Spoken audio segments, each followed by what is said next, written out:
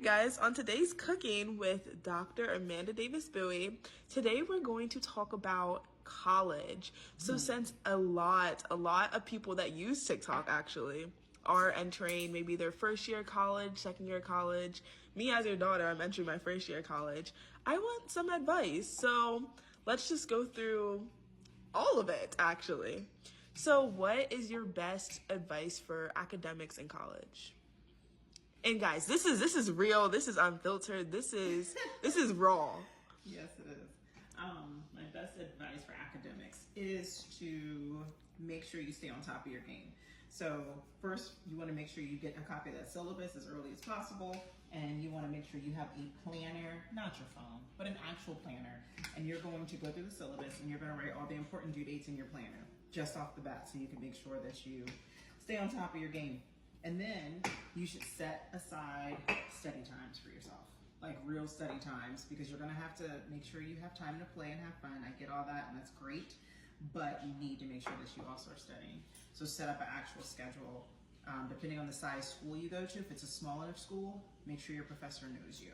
If it's a really large school and they don't know you and they don't care to know you, then a lot of it's gonna fall on you. I would at least get to know the TA that's assigned to your group if it's a really large school, because you might have questions and the TA or the professor are going to answer your questions a lot faster, more willingly, if they feel like they have a personal connection to you. So it's important for you to make those connections. There's a lot of resources there, use them. If you're taking a course that you know is going to be difficult, stats usually is difficult for a lot of people, get a tutor right off the bat. Don't wait until you're struggling. So, does that help? Yeah, it does. Okay, let's move on to, another thing that I heard too is like there will be parties like literally every day. So if you miss out on one when you're studying, like it's not the end of the world. Yeah. Don't feel like you have like FOMO or something like that. Yes. Okay. So another topic. Let's talk about the relationships in college. What is your best dating advice based on like your daughter's experiences and everything that we tell you? Like, you get the gist of the dating world in our generation. So what is your yeah, it is slim pickings. So first, my advice is to date. Don't go there and just fall in love with somebody, because you need to date around. You need to date different types of people. You need to get to know what you like and what you don't like. So don't get caught up. How do you even get to that point though? Like, what if someone that has like never talked to anyone before is watching this? Like, what advice would you give them? Like, college is their first time where they actually have this freedom. Well, I would say meet people in class, because you already have something in common because you're in the same class together. So I think that's a really good place to start, is just to meet that person. Meet some people in class. Clubs are a really good place. If you're somebody who's into sports, do some sports. If you're not, maybe try a club sport so you can try something different. But just don't allow yourself to go into a shell. Make sure that you are meeting people and putting yourself out there to meet people. But date. That's the biggest thing. People think, oh, I meet him and he's so cute or she's so beautiful or whatever. No, date. They might be cute, but we don't know what else they got going on. So allow yourself to actually date. And date does not mean sleeping around. Date means exactly what I'm saying. Date them. Do something fun together, something both of you are going to enjoy, but give yourself an opportunity to get to know them. Don't go to the movies. Nobody's talking, and you need to hear them so you can understand what type of person they are. So I'd rather you go for a walk, get some coffee, get a muffin somewhere at the school coffee shop, but do something where you actually have an opportunity to talk to each other. And what are some red flags that yeah, there's a lot of red flags that people tend to not avoid that they should? Number one thing I would say is be very observant.